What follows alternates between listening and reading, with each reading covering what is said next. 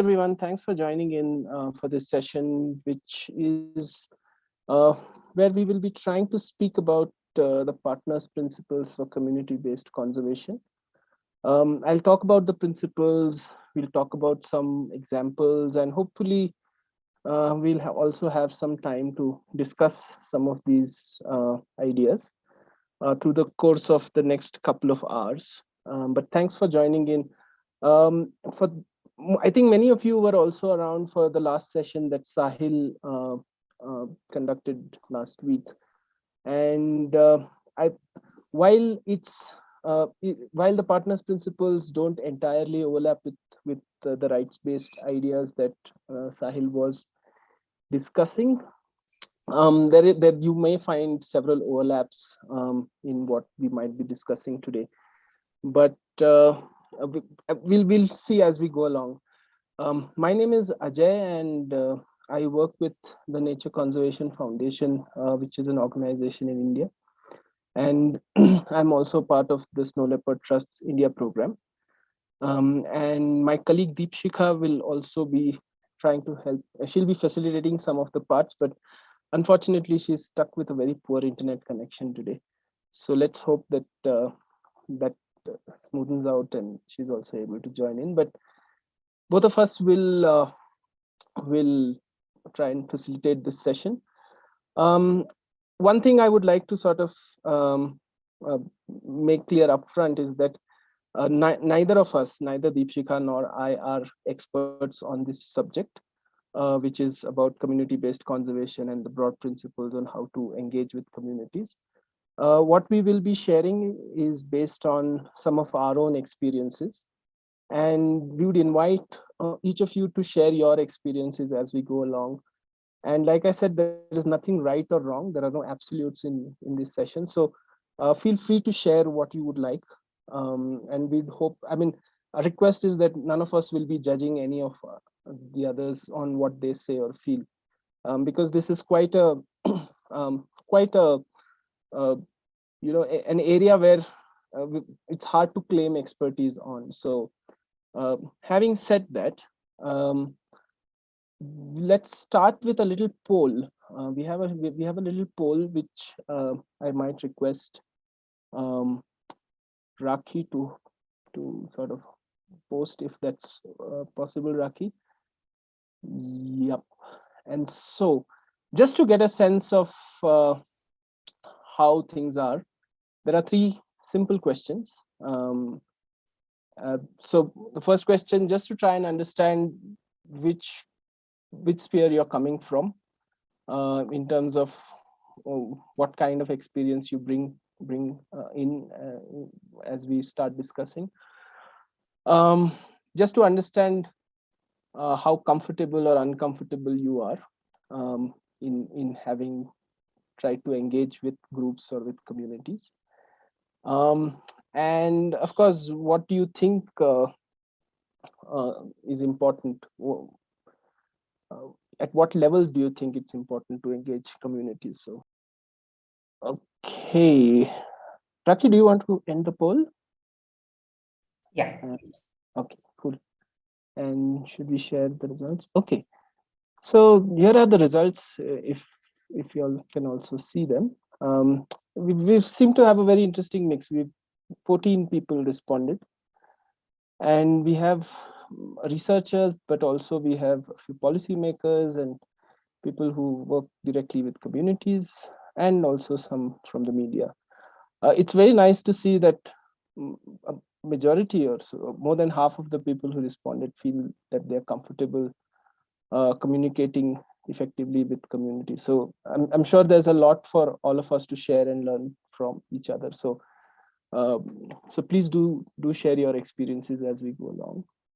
And it's interesting again to see that most of the respondents feel that there is a need to involve communities at every stage of the process, in whatever form that we are engaging with them. So that's also nice to see. And we'll sort of break this down and talk about this as we go along in the session. So thank you for responding to those questions. And like I said, none of us can claim to be an expert in engaging communities, but what we will try to do over the next couple of hours is to share some of our experiences, and see if there is some resonance in your experiences, and if there is something for all of us to take away from here. About the partners principles for community based conservation, these are a sort of a crystallization of the experiences of the Snow Leopard Trust and their partners, working that have been working in the Snow Leopard range countries, for the last over 20 years now. And so based on a lot of these experiences um, that we've had as a group, Dr. Charudat Mishra has sort of brought all of these ideas together into what we call the partners principles. Great. So, like I was saying, the partners principles for community based conservation are a set of principles which are basically, uh, I would say, are guidance principles that might help us engage better with communities. And of course, like I said, this has been very nicely explained in the book that Dr. Charu Mishra has written. But there is also a paper that has been published on this, which sort of summarizes it briefly. We'll share both of those at the end of the session. But there is also an even simpler way of looking at it, which is just looking at the principles and the broad ideas that it tries to cover. So the partners principles are essentially a set of 8 principles, and the partners is an acronym for the principles. So the P stands for presence, the A stands for aptness, R stands for respect, T for transparency, negotiations, empathy, responsiveness, and strategic support. And under each of these principles, we try to break it down and say what one can be mindful of when trying to engage with communities and groups. And we will do that uh, a little further down the conversation. But I just wanted to state that upfront, that partners is a set of 8 principles, and each of these principles has certain ideas that we try to discuss. Now, before going on to discussing these principles, I thought it would be useful for me to maybe just share a small story. I refrain from calling it a case study because it makes it sound very, very heavy. But this is more an experience that we had from working with a community in an area where we've been actively working for close to 20 years now. And this story is from exactly about 10 years ago. Um, so what I will try to do is to share this experience with all of you. And maybe what we can then try and do is, when I try and talk about each of the principles, I will try to see if I can uh, go back and reflect on this example and see how those principles were used or were not used, and so on. And I hope that some of you would also be able to do that with your own experiences that you might have had working uh, in your own countries or in your own landscapes and on the species that you work on. So this image that you see is of a place in India, which is again in the northern part of India. It's called an area called Spiti. And this image is of a national park, a protected area, which is called the Pin Valley National Park. And this national park is known for hosting an ibex population, a sizable ibex population and snow leopard population. Um, the region of Spiti is extremely remote, and it covers a very large area. It covers the entire region of Spiti is spread over about 7,000 square kilometers, and the human population of this region is roughly 12,000 people. So it's a very, very small human population density compared to most other parts of India. Most other parts of India have human population densities which are order of magnitudes higher than what it is in these parts. And the communities that live in these parts are agro-pastoral. So they practice agriculture during 6 months of the year, but for nearly 6 months of the year, this region is snowed out. And the image that you see is of a typical winter when the first heavy snowfall has taken place, and the villagers bring in their yaks, and all of these yaks are brought in and sort of kept inside the house for the winters. So between 4 to 6 months of the year, um, the region is snowed out and connectivity becomes even more difficult. Um, Land connectivity as well as network connectivity and so on.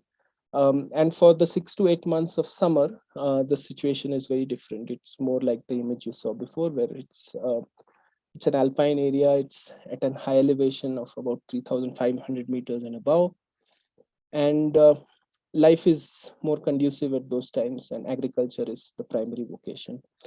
I'm assuming some of these um, things might be common for some of you if you are working in some similar areas, but I thought it would be useful to just set the context because these areas might be relatively new for others in this room.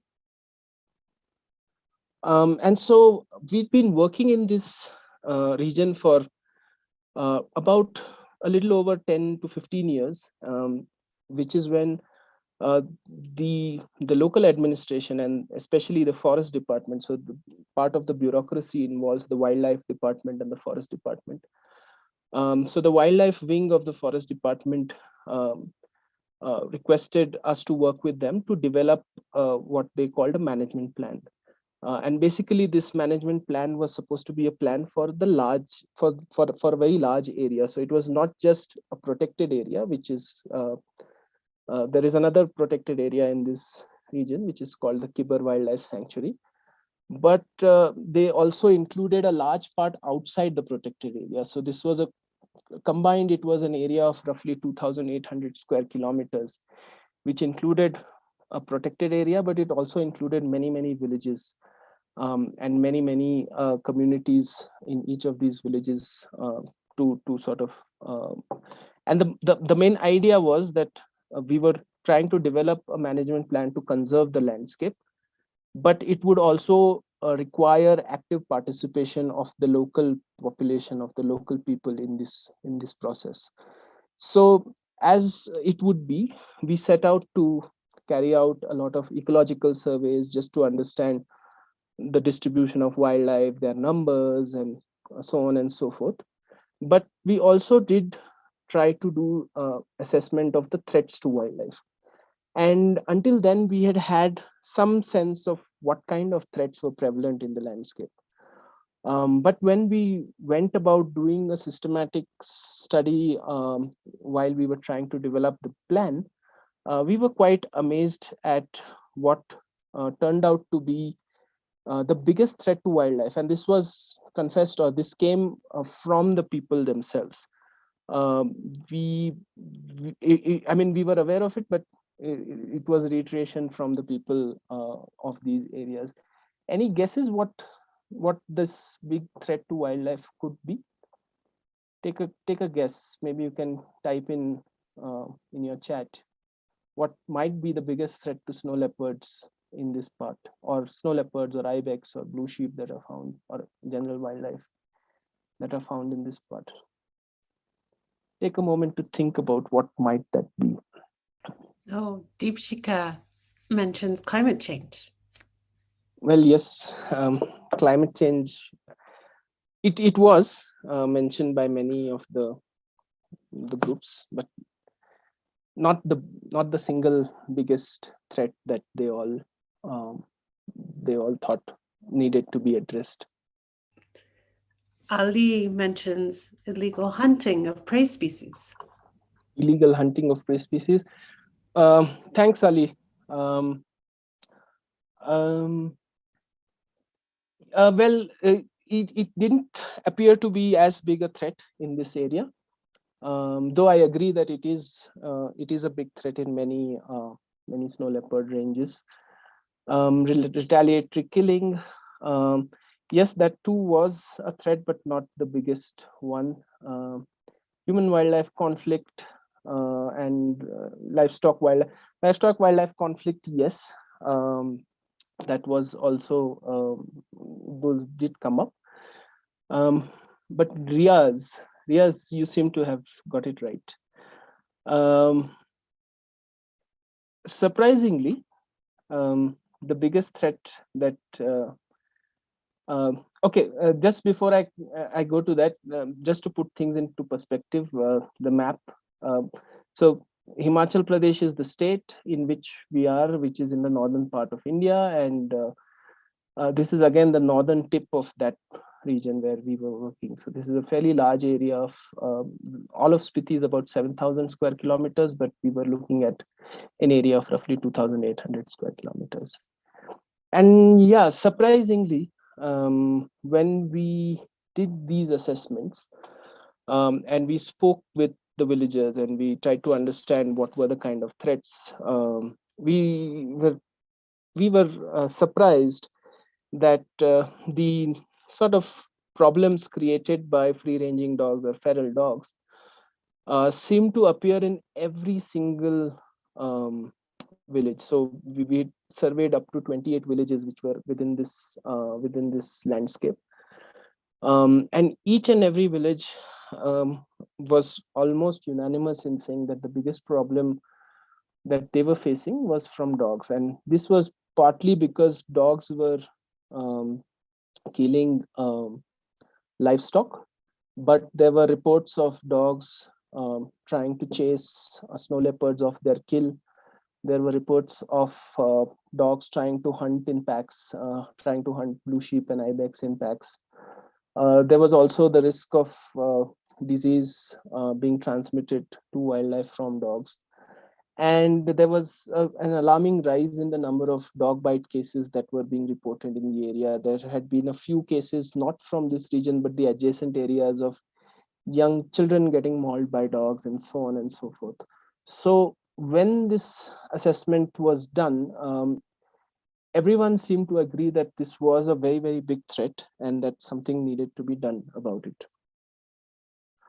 And the source of this problem was literally the fact that this area was opening up to tourism. So in about the 10 years ago, with the rise in tourism into the area, there was a slight shift in lifestyles, especially in the main town. People were moving away from agriculture. People were moving away from livestock rearing. And they were now more keen on trying to set up homestays or hotels or restaurants and so on, which would cater to the local demand, or the tourists that were starting to come in. And what that was causing was a lot of excess garbage, and what that in turn was probably doing was that these dogs were getting access or getting food easily during the summer months when tourism was active. But once winter set in and once most of these places shut down, these dogs would diffuse into the valleys and into the adjacent areas, and they would then start hunting both livestock as well as wild prey. So which was an interesting phenomenon we understood about after talking to the people and understanding what was happening. Again, as part of the effort, what we did was we tried to systematically understand where the conflict was. And what I would like you to take note of is Kaza is the main town, which is where most of these hotels would come up. And if you see that the conflict there is very low because people had literally stopped keeping livestock in these places. But where the conflict was actually taking place was in the areas adjacent to Kaza, and that too during the winter months, because that was when all of these livestock were spreading into the valleys and uh, going after livestock or going after wildlife. So it was only in this process that we understood something that we hadn't until then studied very well. We also then started to look at systematically documenting the loss of livestock and the causes for livestock being lost.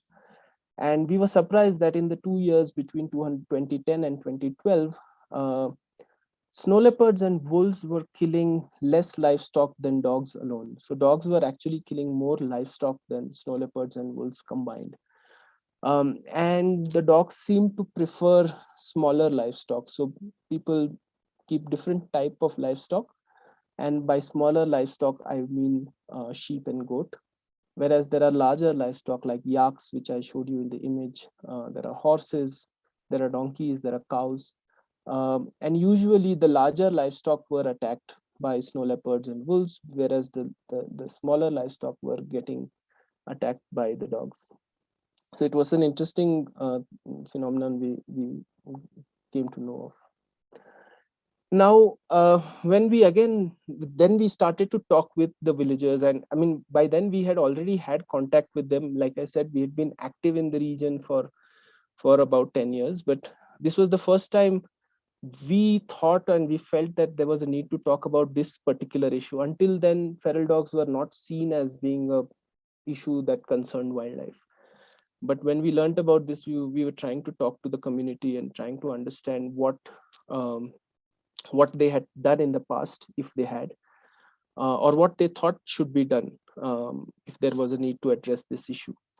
And it was interesting to note that they had made some attempt on their own to try and address this problem. So a very interesting anecdote that some of these villagers told us about was that some years before before 2010, there had been a preaching by His Holiness the Dalai Lama in Spiti. So His Holiness does these annual Kala Chakra, which is the annual preaching that he does in different locations. And in one year, when he visited Spiti, the villagers agreed that there were many dogs and that it would cause a lot of disturbance and nuisance to His Holiness. And so something had to be done. And what they did was they caught all of these dogs, or as many dogs as they could, uh, put them in a truck, and they took them 200 kilometers away, and they just left them there. When we asked them why they didn't do anything else, like sterilize the dogs or any other effort, they said that it was something like sterilization or animal birth control was they thought was beyond their means, that they didn't have the resources or they just didn't know how they could go about trying to do something like that. When we asked them why they didn't cull the dogs or kill the dogs, they felt very strongly that since they are Buddhist, they didn't believe in killing the dogs, and also especially because this whole effort was in honor of His Holiness the Dalai Lama. They felt that causing any harm to dogs would bring bad karma on the community and maybe also His Holiness. So they were very clear in their understanding of why they did what they did. And in that process they also expressed a little bit of difficulty that that whatever they had done, that one effort that they had made some years before hadn't really um, mm, led to any difference, because the dogs were back in a few weeks. Maybe His Holiness was unable to see all of the dogs, but within a month or so all of these dogs were back in the valley. So we then decided that we would try and see if we could host an animal birth control camp. And this happened over a period of a few months through lots of discussions, lots of agreements, lots of disagreements on how things should be done, what should be done, so on and so forth.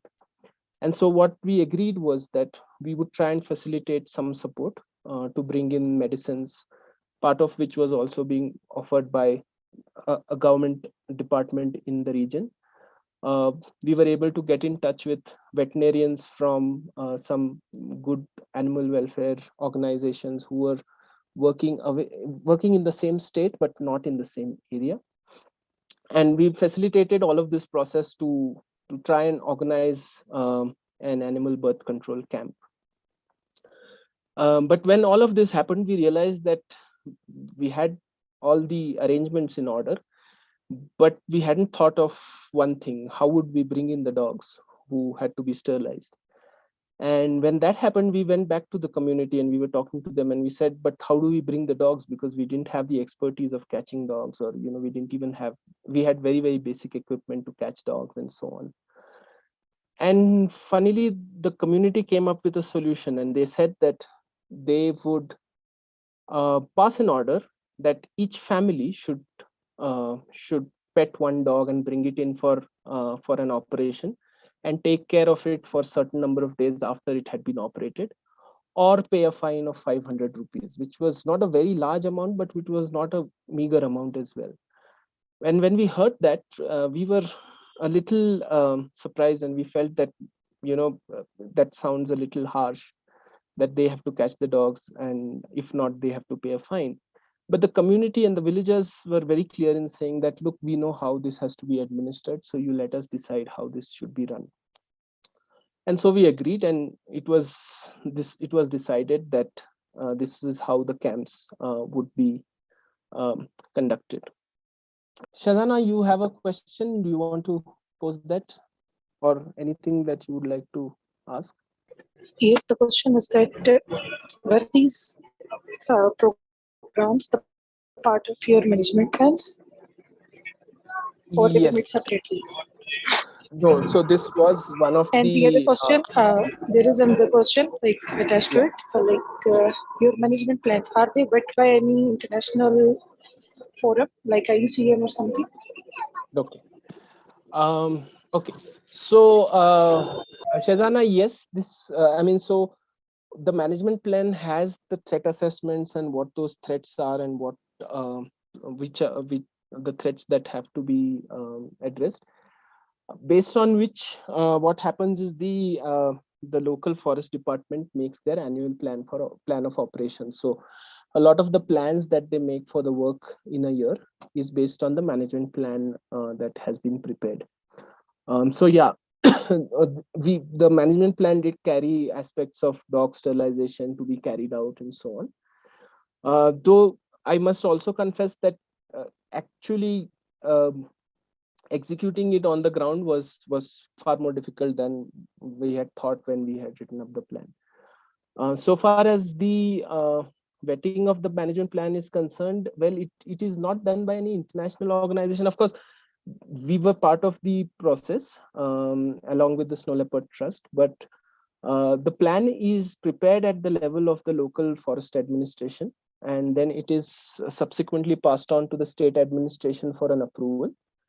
And subsequent to their approval, it is forwarded to the Ministry of Environment and Forest, which is the central authority in India. And it is the Ministry of Well, the Environment. problem in Pakistan is the same. Well, Right. well, the problem in Pakistan we are facing at this very Sorry. moment is that the divisional forest officers devise the management Uh-huh. plans. It is Right. submitted to the administration of the wildlife and forestry departments. And Right. then when it is submitted to the bureaucracy in ministry, they are like, okay, get it wet from some international organization, then we'll consider it. That I is see. creating a hell of a problem. I see. I see. Which is unfortunate. Well, in this case, we were fortunate because both the Snow Leopard Trust and our organization were involved in the process of preparation of the management plans. I wonder if that helped in this situation, but I can understand your predicament. Um, Ali, yes. How do they recognize? So in the villages, there is a sort of a clear understanding that people have of how an animal has been killed, and if that animal has been uh, killed by a bite around the neck, then people attribute it to snow leopards, and if it has been sort of mauled from the sides and so on, it is attributed to wolves uh, or dogs.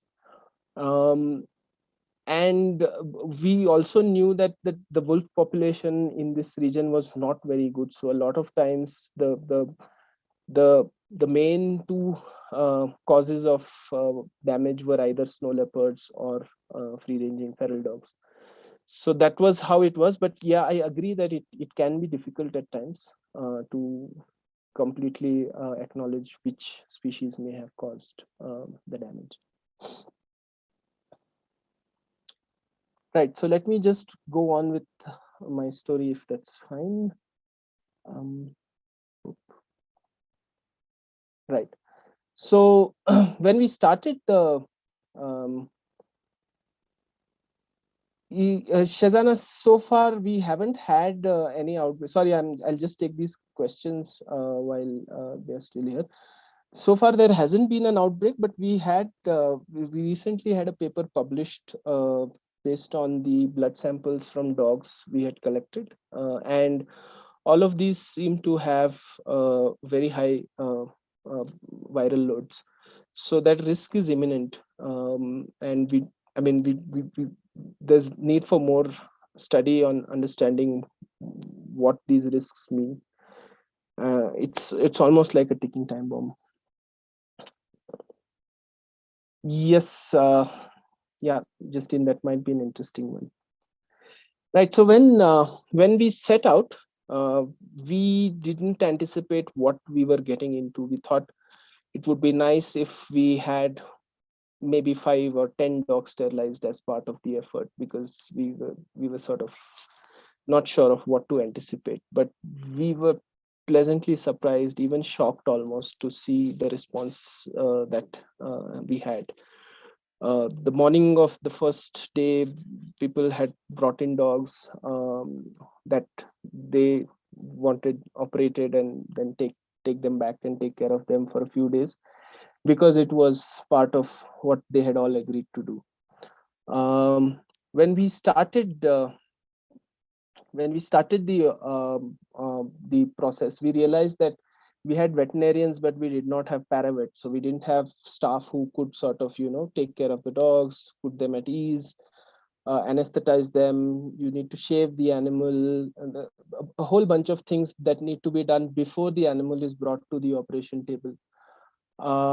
And because one of the veterinarians, fortunately, was a local, he very quickly got some of the local villagers who were, I mean, because these people are used to handling livestock, they tend to be comfortable with animals. So he sort of gave them some very basic tips on how to deal with these dogs and how to sort of anesthetize them.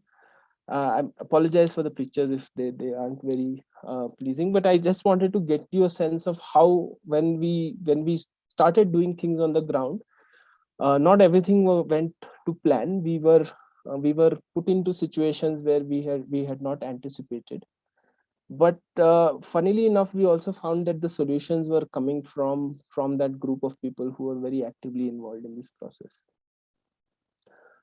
And over the course of a week, we conducted sterilization camps in 3 villages, and the people were uh, quite positive about what they saw, and they requested for similar exercises to be held in subsequent years. We did it in the following year, and we have been doing it consistently over the last few years. Of course, I must also confess that the enthusiasm and excitement has gone up and down over this period of time, but it's been sustained over the last 10 odd years. And it was funny and interesting to see how the villagers came up with their own systems to check on whether people were complying or not. So at the end of the first day, the head person of this village had made a list of all the houses who had brought in their dogs, and this was stuck up in the main market area so that anyone who was walking by could see those people who had participated. And it was a reminder to those who hadn't participated still that they were also supposed to take part.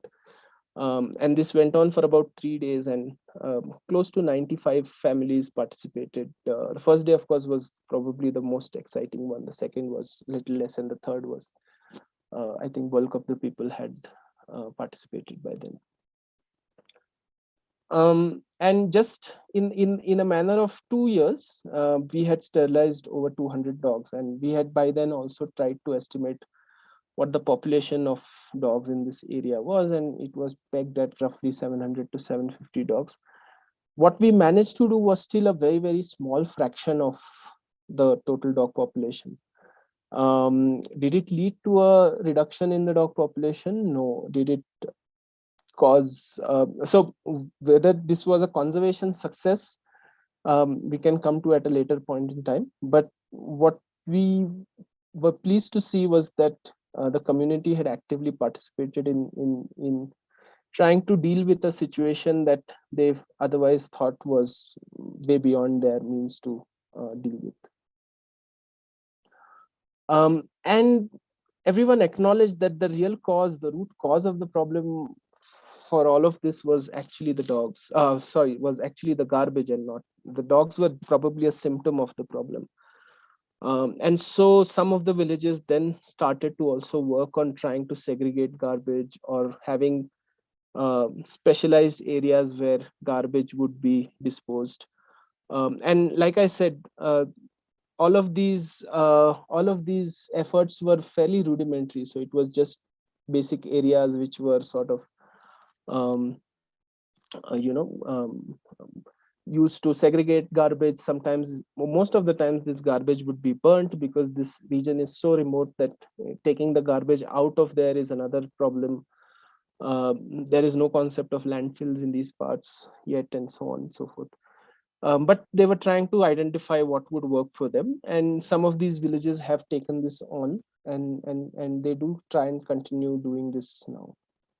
So I will stop at that.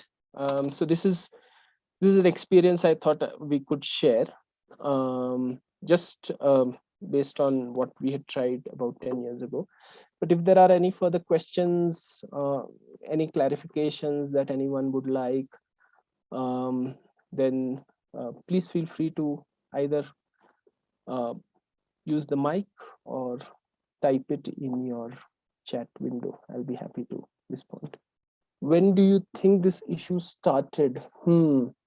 So that's an interesting one, Justine.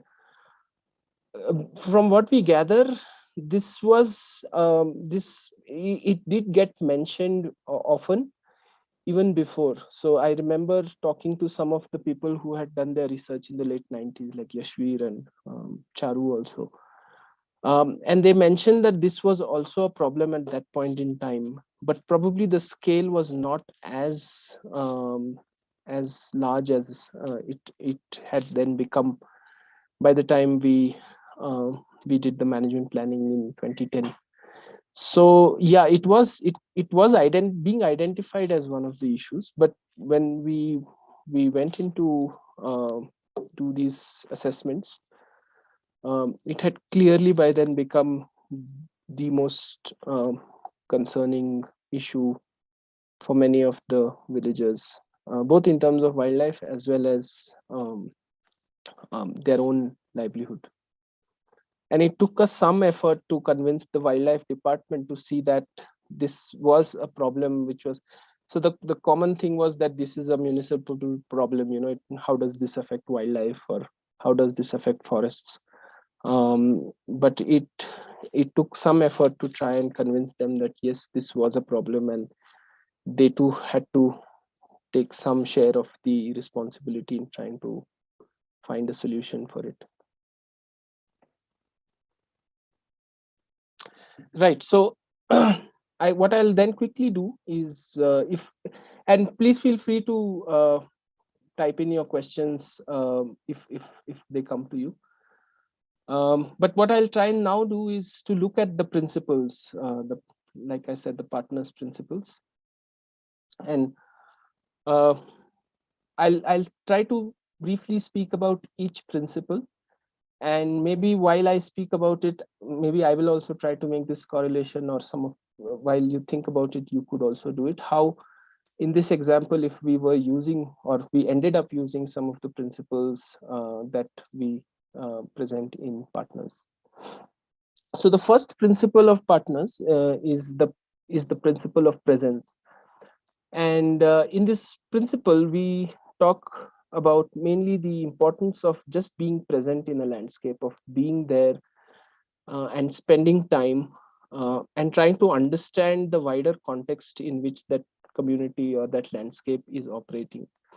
And often we tend to go into these landscapes or to these areas for our specific research questions or to conduct meetings, but often you need, or one may need to go just beyond that, to just try and spend time in these areas to understand what is happening, how life is, to get a better sense of what the challenges and the threats are, and how those can be tackled, because often the solutions also need to be very specific to those regions which are acceptable to those areas.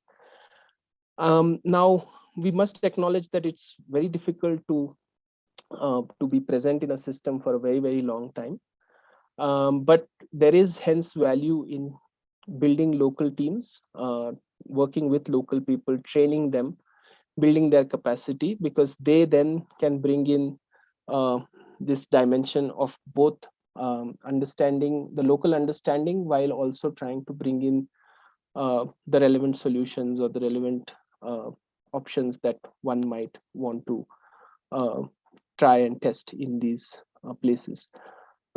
One thing to also be mindful of is that often when we go into a system, conservation or the protection of a species, or the work that takes us there, or our research, might seem like the single most important thing to us. And it is, because that's what takes us to these areas.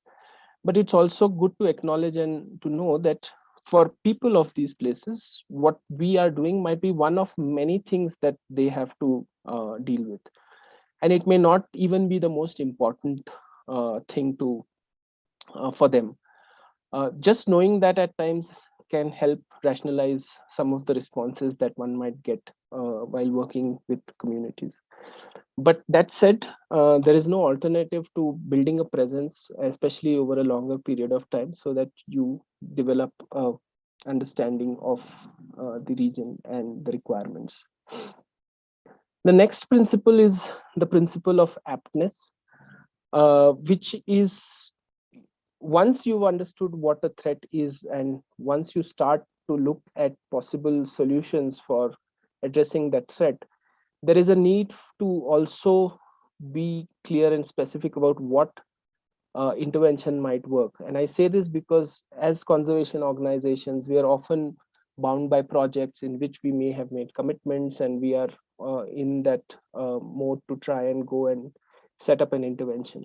But it also helps to pause at times and to see if a solution is even relevant for the place. And by relevant, I don't just mean scientifically relevant, but also socio-culturally relevant. So for example, when we started doing these sterilization camps and dealing with this challenge that we were facing in Spiti, we had colleagues in China who were facing similar challenges in some of the areas where they were working. And we had a conversation with them, and we were trying to explain, just like I shared the story with them, just the way I did with you now.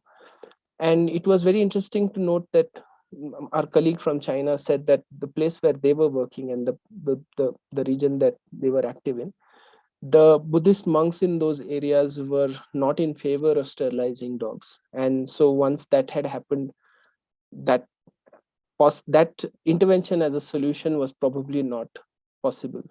Likewise, in many of the snow leopard range countries, trophy hunting is seen as a possible conservation intervention. But in some of the landscapes where we work, which are predominantly Buddhist communities, ideas like trophy hunting do not find very much interest at all.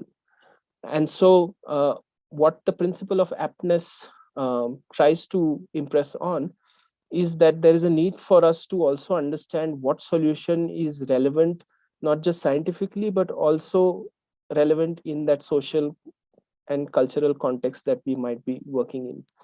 Now, in doing so, it's very often, when we speak of a community, we tend to paint this very homogeneous picture of a community. But any community is not uniform. There are groups, there are power differentials within communities. There are class differences. There are, in some cases, like in India, there is also the dimension of caste. because of which not everyone or every member of the community is maybe seen as being equal. Some may have greater power and agency than others. Being mindful of that, and also then trying to ensure that we take in the opinion of all of these members and not just rely on some who are probably more vocal, more powerful, those with greater agency is important. I mean, one could just mingle with a smaller group and come back feeling that we may have addressed the community as a whole, but often it's useful to be mindful that that may not be the case. And a special point to make is that in many societies, and especially based on our own experience, we've realized that women are often kept out of these conversations. And it's probably a sort of a historical or a societal thing where several of the communities that we have been working with are more patriarchal and have you know the men tend to be present in most of these discussions. It has taken us some time to understand the drawbacks of not engaging women in the process, and another extra effort to try and make sure that there is representation of women in these fora that we try to engage with. So aptness, the principle of aptness tries to impress on some of these points. Uh, the third principle is the principle of respect, in which the key point is to uh, acknowledge that we see the community as equal partners in the process. Often, as agencies that are going in, one might be tricked into believing that one is the donor and one is the recipient. But that kind of a power dynamic can automatically put things at a challenge. And so acknowledging that there is respect among both groups and both groups are seen as equal, and acknowledging the fact that there are differences. Like I said previously, there are power hierarchies within a community. Being mindful of that and trying to work with them rather than trying to sort of look away from them are some of the aspects that are uh, highlighted in under this principle of respect. Uh, the fourth principle in this series is the principle of transparency, and the need for there to be open, clear, transparent communication is is very important. And in our own experience of this example, like I said, when we went about setting this experience of carrying out animal birth control camps, there were a lot of discussions, a lot of disagreements, agreements. There was a lot of things like where will the money come from and who will foot the bill for this work. And we tried to be as clear as possible. We were very clear with what we would be able to bring in on the board, and the community then was very willing in saying that this is the kind of support that we can provide for this whole operation, and so on and so forth. And so we tried to make sure that we were transparent in not just financial matters but also the outcomes that we would try to achieve from this. And there was a lesson in this because we had miscommunicated our outcomes. The communication that we made was that, oh, if we are able to conduct sterilization camps for 2 years or 3 years, the dog population will start reducing, not necessarily knowing fully that what might be needed for a population to actually go down. And so that sort of miscommunication that we had made had also led to some sort of disillusionments some years down the line. But that process of being open and transparent helped to then recalibrate expectations and continue our effort. Then comes the principle of negotiation, and this is probably a important point, but also one that each of us face when we might be engaging with a group or with a community where there is a negotiation that takes place. And typically, what happens in a negotiation is that let's say for example you walk into a shop to buy a pen, and you like a particular pen and you're willing to pay $10 for the pen, and the seller wants to sell it for $15. If both of you don't agree on a price which is agreeable to the two of you, you can walk out of the store and you can walk into another store and look for another pen. But in the case of conservation, that option isn't present before all of us, right? So if you are in a landscape to try and work and protect a certain species, you can't step out saying that, hey, no, I'll go and work on some other species because this group of people is too tough to negotiate with. And so what the partners principles talks about is to look at integrative ways of focusing on what interests of both groups are. For the longest time, we felt that dogs were not a concern for us, even if they were killing livestock. That was the villagers' problem. But as we went into the problem and we understood that, well, free-ranging dogs or feral dogs meant threats to wildlife as well as the community, both the community or the villagers and us were able to come on a common platform and try to find a solution for that. Now, often negotiations take time, and so it's useful to again be transparent and to use objective criteria wherever possible. But despite all of this, there are times when negotiations will break down, and at such times it helps to have third party, someone who both the community and you might look up to and agree with, to come in and mediate to see if there is a way out of the negotiation. And a general good practice that we have been trying to practice, and something that the partners principles also advocates, is to try and document all of these processes, to have written documents or written agreements which can then become ready references for future, or even as we go along, they let us remember what we had mutually agreed upon and what we had mutually tried to do. Then comes the principle of empathy, which is, like I said, when I spoke about presence, that to us, conservation is probably the most important issue that we think has to be dealt with. But it also helps to step back and see it from the community's perspective or the group's perspective, in acknowledging that empathy, that for them it may be one of many problems. And so building that level of empathy in trying to understand things from their perspective can often help us rationalize some of our expectations that we might hold from these groups that we work with. And the last two principles are the principle of responsiveness. Essentially, what responsiveness talks about is the need for continuously monitoring threats. So like I said, when it was only when we systematically tried to understand what was happening in this landscape that we understood that this was the most important threat that needed to be addressed.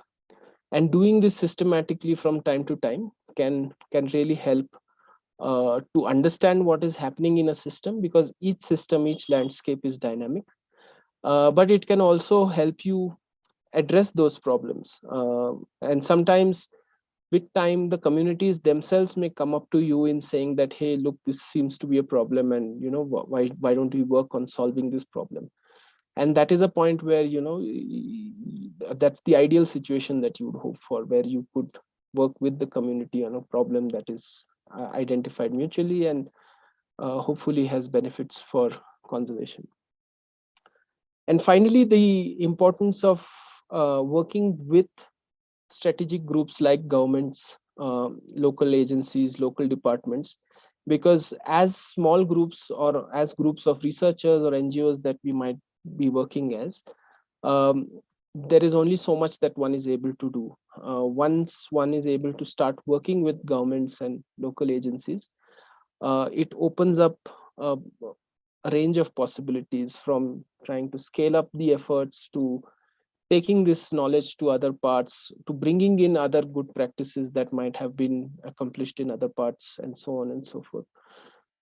So strategic support is also a very, very important part that cannot be missed out. So those are the partners principles. And I have tried to breeze through each of the principle very briefly. And what has helped is to just take some of the points that again have been mentioned in the book by Charu. Of course, I will, like I said, we will be sharing the book uh, with all of you. It's a very, very quick read. It's not a very heavy book to read. It has a lot of anecdotes and experiences, so it can be very interesting to read. And I'd encourage all of you to read it if you can make time for it. And we'll also share the paper. I will stop at that.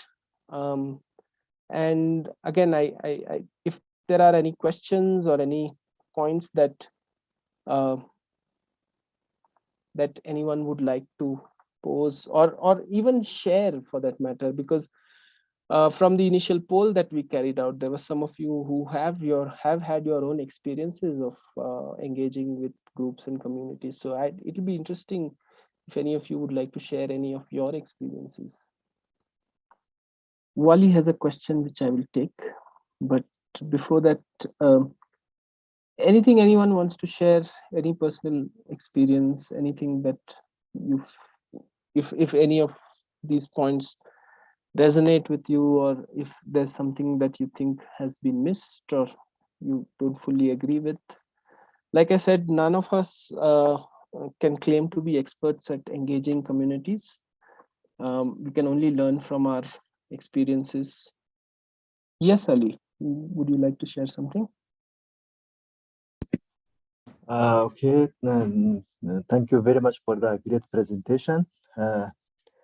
So one of the major challenges that you mentioned, I think, is the predation. So what I have experienced from the Wakhan National Park, so in Wakhan National Park, also the shepherd dogs that usually guarding the livestock in, especially in the Palmer areas. So it's big threat. I have witnessed several times that these shepherd dogs chasing the Siberian ibex, rural sheep, and other wildlife, because they grazing in a high altitude. So when they chase the all the time the prey species from the area, so these Siberian ibex or Marco Polo rural sheep will leave that area. Maybe they will go to the higher altitude. So the snow leopard will not find the to hunt the ibex or wildlife.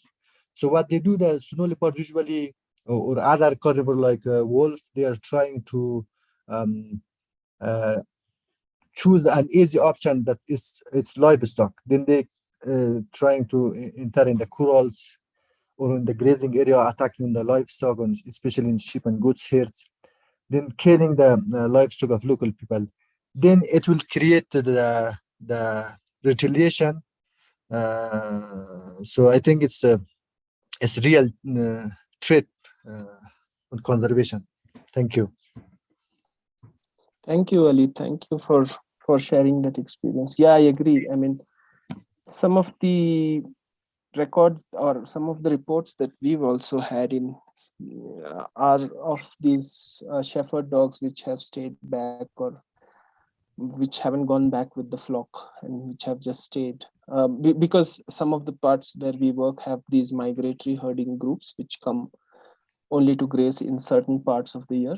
So when they leave, their dogs stay back, and they also sometimes cause a difficulty. But yeah, I agree that this seems to be a problem or a challenge which is common in many parts. Yes, you want to add something? Sorry, I would like to mention another point. I forgot it. So Sure. another issue when they chase the, for example, when the snow leopard or wolf they are chasing, then there's the hunted wildlife, for example, ibex or rural. They're sharing with the dogs, with the other carnivores. This is cause of disease transmission. For example, one of the major diseases reported in captivity is canine distemper. Right. So it's very actually in 2020 or 2021, I have assessed these diseases in Wakhan National Park.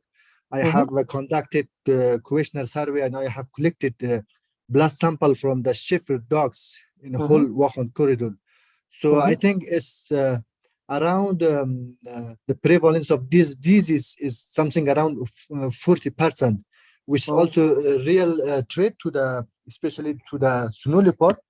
But usually in the free-ranging snow leopard is not reported this disease, but in captivity is reported, especially on lines and in some countries. But I think it's could be possible that to transfer this disease from shepherd dog to snow leopard. Thank you. Thank you, Ali. Thank you, Ali. Yeah, I agree. In fact, like I said earlier, we did some analysis of blood samples of these dogs in the places where we work, and they seem to carry a very high viral load. So yes, that risk is very much there. Wali has a question about transparency, and while he agrees that it's important, he wanted to know if there were some ways in which it could be ensured for coordination. So Wali, in our case, yes, thank you for that question firstly, and I think that's important. How do you achieve transparency in practice?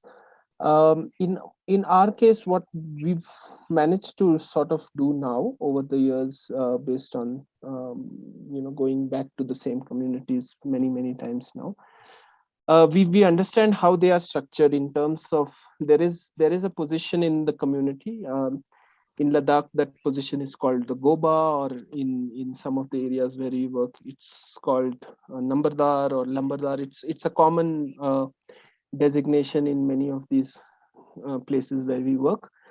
And the role of that person is typically to coordinate for the village. So it's a role that is taken on for a year, between 1 year to 3 years, and that role is changes hands such that every member in the family, every family in the community has to play that role at some point in time.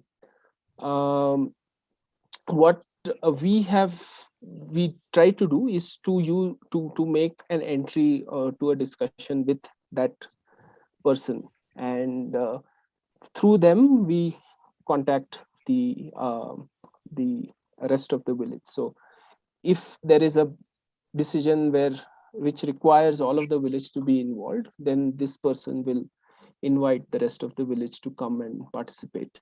What we also do is we set up these small committees, which are 2-3 member size committees, for any intervention or any work that we would like to carry out, because we acknowledge the fact that people may not have the time to keep coming and meeting us every time we are there. So what we do is we work with smaller groups, and those groups then take the message to the wider community, and we try to document all of this. So we try to record what was discussed, what was agreed upon, with signatures and so on, just so that we tend to forget in a few months or years what we had originally agreed upon.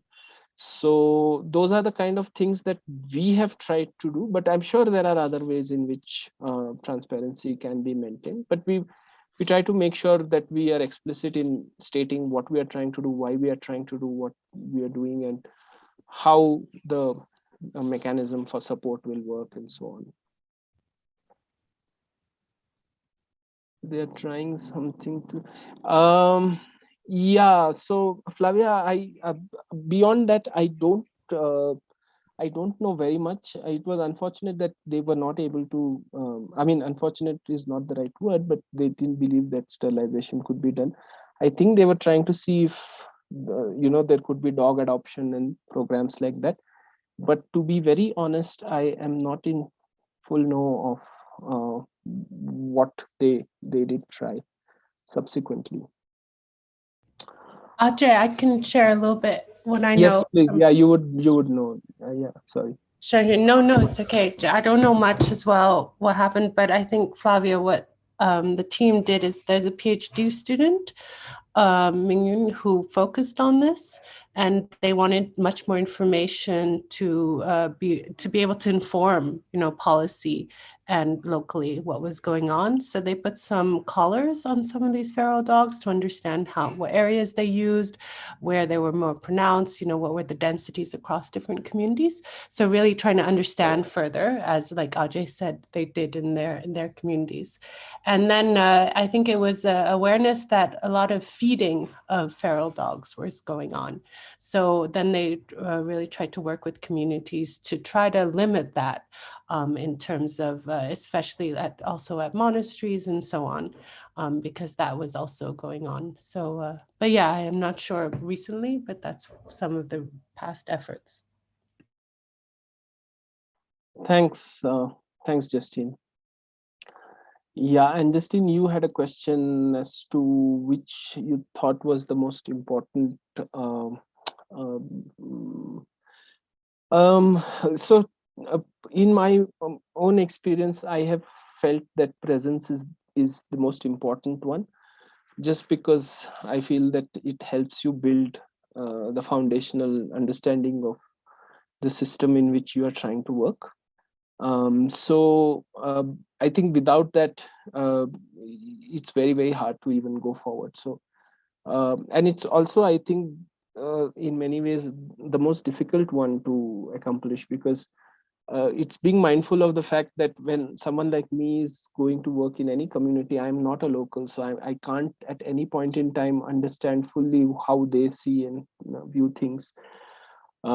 So I've felt it's important, but also a difficult one to achieve.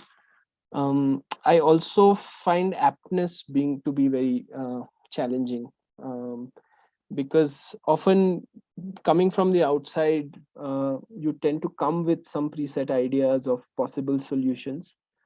But when you see the reality on the ground, trying to acknowledge that something may or may not work, or that it has to be done in a certain other way, I think that is also difficult to sort of achieve.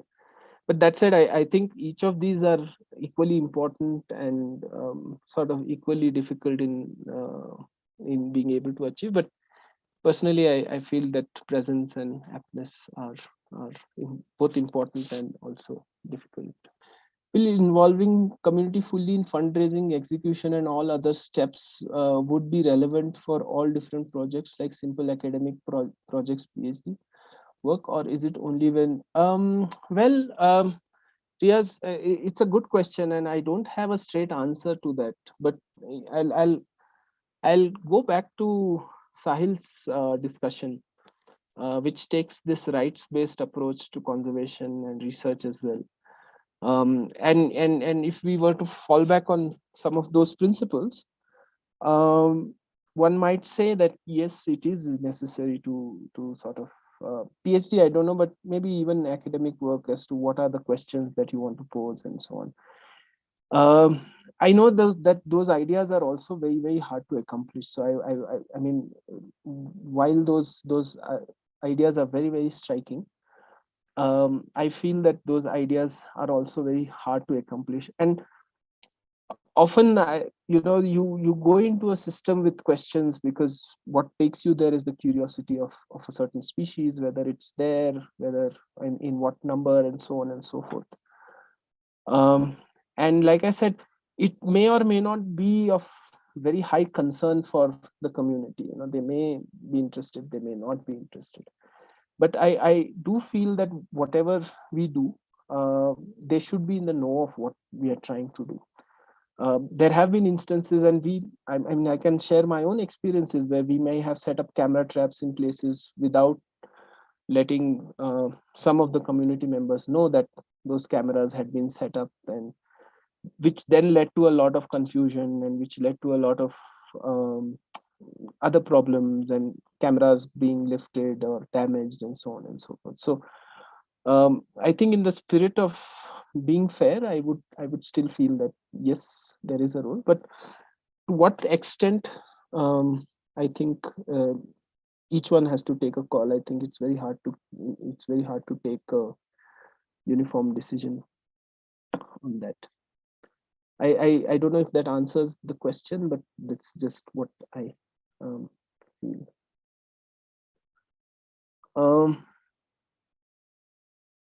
Flavia is asking, what is your experience with the small committees? If they are reporting back, it's working, and if you do large community meetings to address things not being passed along. Flavia, yes, there are groups or committees that we've worked with which have been very, very responsive. What we also do, and I may not have mentioned, is we try to rotate the members in the community so that the responsibility of running any intervention or just keeping that process going is not just the responsibility of 2 or 3 individuals in that community, but it is shared by them. Yes, there are challenges that things don't get reported back, like the camera trapping I did mention, was that we may have communicated to a smaller group that we are setting up cameras, and that message may not have gone to the entire community, which then could have caused a lot of problems. So yes, those kind of challenges do arise from time to time, and therein I think there is value in having local teams. So because they are the first ones to pick these, because they are from those areas, who live there and pick and sense what is happening. They tend to recognize something is not right, and also then try and understand why something is not right, and then maybe also find a way to address that. But yeah, that's always, I mean, communication is always a challenge, whether it's small groups or large groups. So these things are bound to happen. So I think that there's value in trying to keep ensuring that there is clear communication, transparency, and that loop of communication is closed. Yes, Nazratullah, thank you so much. Raising awareness is also important, and so from some of our own experiences, when we first set up camera traps in an area where we had first gone, we hadn't until then thought of it, but we just on a hunch. In fact, my colleague Deepshikha, she and some of our local team members had gone back to share with the villagers what we managed to get on camera, all the wildlife that we had recorded. And it was very fascinating to see that many of them hadn't thought of those wildlife to be existing in those parts. So it then became this automatic process where they got excited, interested, and we were then able to work with them, and we continue to work with them. So that's I agree that there is value in creating some amount of awareness. Does not. Yeah, Ali, that's the argument that feeding dogs is essential, because if they don't get that food, then they may end up killing more livestock or attacking people, and so on and so forth. Yes, that's one of the, and it's a very wicked problem to solve. Like I said, we've been doing sterilizations, but if you were to turn around and ask us whether that was successful, then I would say that, well, what we've managed to do is to get people organized to try and address the problem. But have we solved the problem? I think we are very far from it. It's going to be something that will have to go on for a very long time. Right. Any more questions? Thank you for all of your questions. For those of you who had things to share. Anyone else? Anything else you would like to share, discuss before we move on?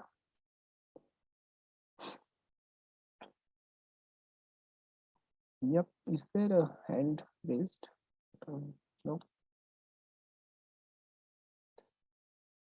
Great. Yeah. how the dog population change between summer and winter. Um, so we don't have very specific evidence on. So we do population estimations once a year, which is in autumn. So the dogs tend to have to at least twice in a year they give birth to younger litters. So the numbers seem to go up generally, but winters are harsh in these places, so there is some mortality also. But if you look at the annual trend in the dog population, it has kind of either been rising or sort of may have stayed stable in few years, but it hasn't necessarily gone down. So like I said, the challenge of dogs killing livestock is still very much prevalent. That's super interesting. I was asking because I'm from the US and I'm from like the northern part of the country where it's colder, but I was doing last year I was working with stray dog populations and doing sterilization and working with the Humane Society and stuff. And in the US, we have a big problem with they're not quite feral dogs yet, but they're huge stray populations of cats cause most of the conservation issues in the South because we don't have the big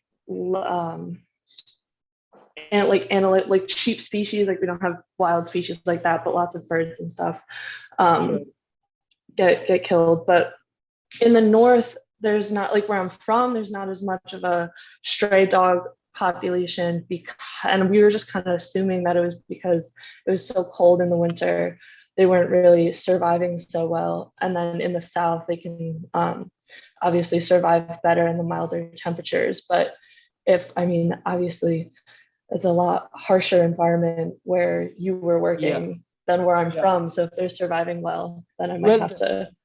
There is a reason for their survival, which is, a lot of the livestock birthing happens in peak winter in the months of January, February, and March.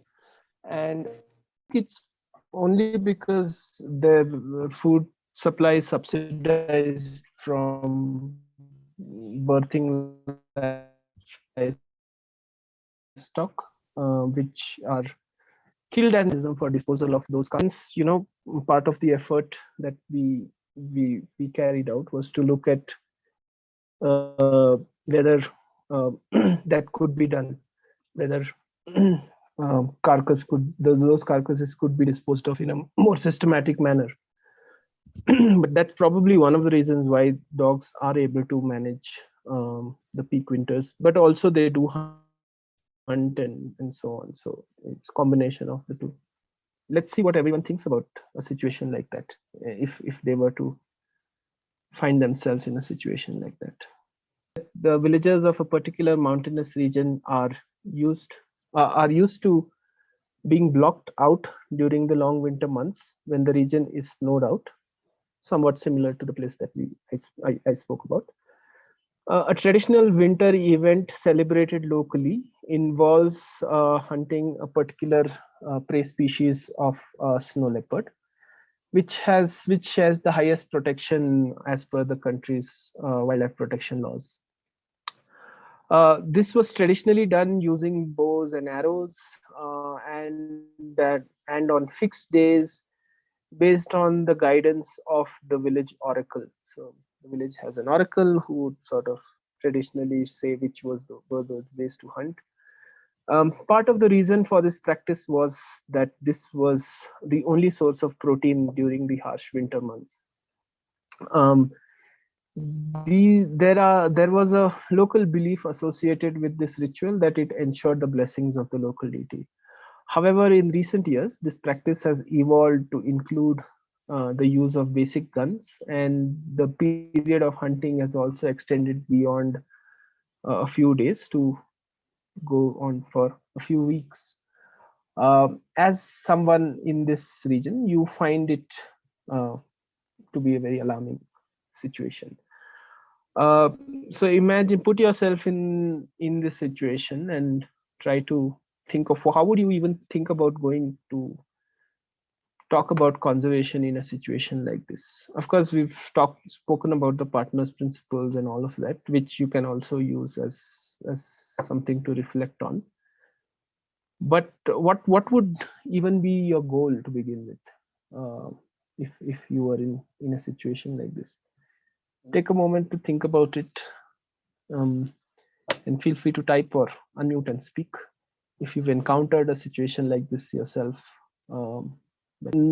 Michelle is saying that she would want to figure out why these recent changes have started, and if there are any ways of providing alternatives.